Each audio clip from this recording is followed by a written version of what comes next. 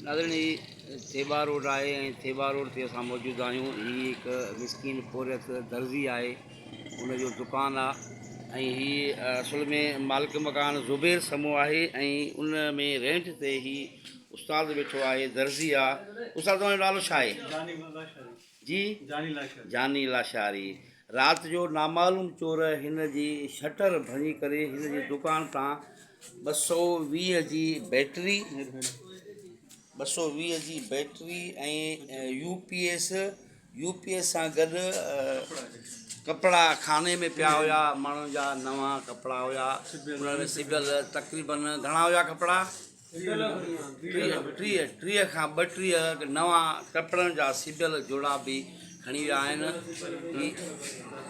जानी लाशारी ते मौजूदु आहे ऐं असां हुन खां बि मौक़ो वठंदासीं। नामालूम चोर हिन जी शटर भञी करे हिन जी चोरी करे विया आहिनि। जानी लाशारी त छा थियो बाबा?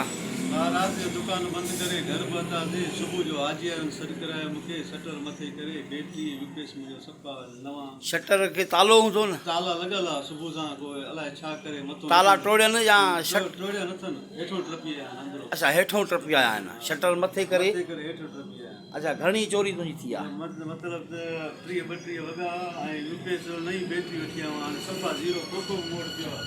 अच्छा, नई बैटरी यूपीएस 30-32 वॻा तक़रीबन घणी मालियल छा इहे टोटल हूंदा?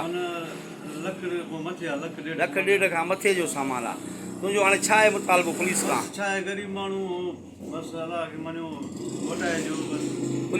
पुलिस खे इतला कयो अथई? पुलिस खे हाणे इतला कयो। पुलिस आई आहे? न, पुलिस कान आई आहे। नाले सां हिते थेबा रोड ते मेहर बी सेक्शन थाने जी हद में मौजूदु आहियूं ऐं राति जो ही हिकु पोरियत मज़दूर आहे जेको ज़ुबैर समूह जे दुकान में वेठो आहे रेंट ते।